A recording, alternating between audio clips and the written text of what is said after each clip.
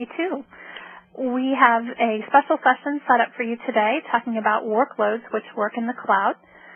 We are happy to have with us on the phone Gary Barnett from the Bathwick group, as well as Steve Abrams from the IBM Rational group. He's the chief architect for cloud computing.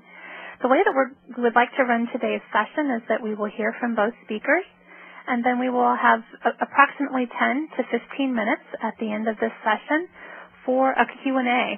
To enter the questions into the queue, you can use either the chat or the Q&A function in the WebEx platform. And again, we will be taking all questions at the end, so type those in. We will take them in the order in which they are received. So to give you a little bit of background on today's speakers, let me first introduce Dr. Steve Abrams.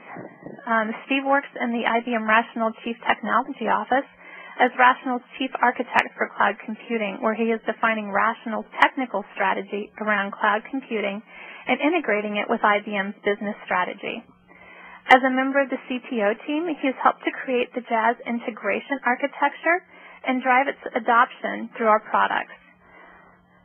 Steve has also been involved in open services for Lifecycle Collaboration Initiative, an industry-wide initiative to greatly simplify integration across the software delivery lifecycle by openly and collaboratively defining a RESTful integration architecture.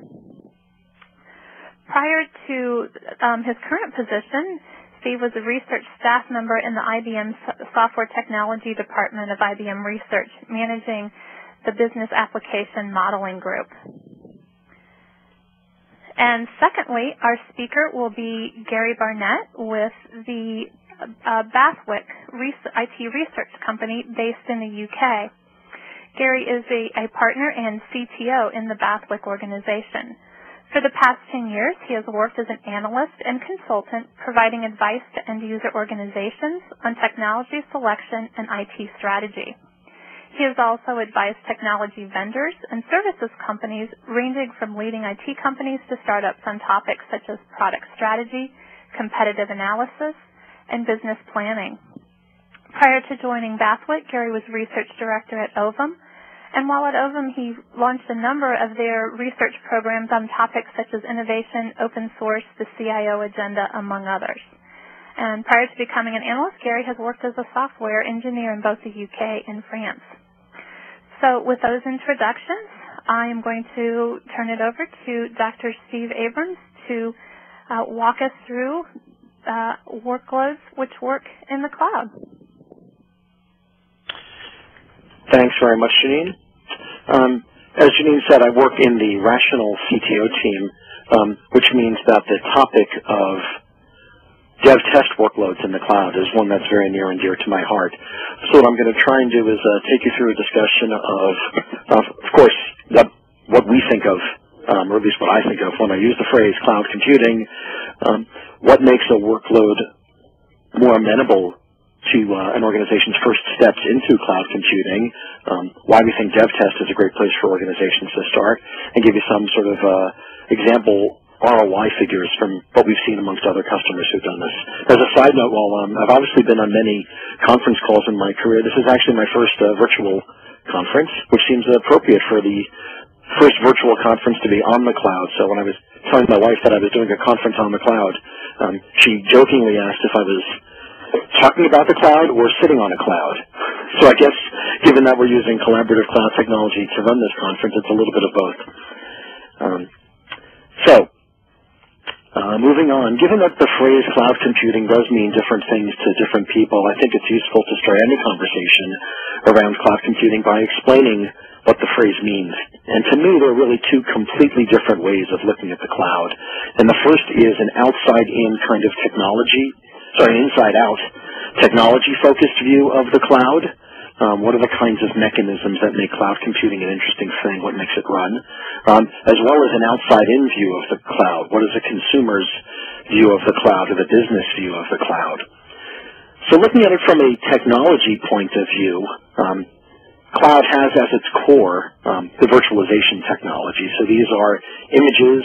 I'm sure we're all familiar with these images. They define the combination of hardware, software, storage, and networking configurations that comprise a virtual machine, and those are, of course, coupled with some hypervisor technology on which those virtual images can run. And technologically, without this, I don't see how anything that we could talk about would really be cloud computing. But if this is all that you have, I don't think you quite have cloud computing. In fact, you can find yourself in a pretty thorny place. We've seen organizations faced with the sprawl of virtual machine images that can actually end up driving costs up rather than driving costs down. We've seen the IT landscape occasionally littered with virtual machine images, much in the way that old computers kind of used to litter software development labs. In fact, people find that it's so easy to create these virtual machine images, of course, much more easily than it is to build out a physical machine, that businesses can lose control over this virtualized IT infrastructure. So to address this, we bring about, in true cloud computing, standardization, something like service catalogs that have business controls and processes and life cycles around them so that it's easy for somebody to obtain the right virtual machine image for the right purpose. So, for example, this is how you obtain a system with the appropriately patched and secured versions of an operating system with the right middleware and applications necessary for a given task. So that's an important part of cloud computing as well. And to this, we add an automation layer so that people can easily provision the virtual machines by choosing them from the catalog. And this combination is very important to give us the sort of elastic characteristics that we all associate with cloud computing. But again, that's not sufficient because this has to be coupled with some kind of management and billing system. Otherwise, people with no incentive to otherwise deprovision resources, they would end up consuming as many resources as they can provision. So you need the easy mechanism for provisioning resources coupled with the incentive for deprovisioning resources to really get elasticity. So from a technological point of view, cloud computing is really the combination of virtualization, standardization, and automation, which together help us to reduce the cost and improve the flexibility with which we can run an IT organization. So that's the inside-out view.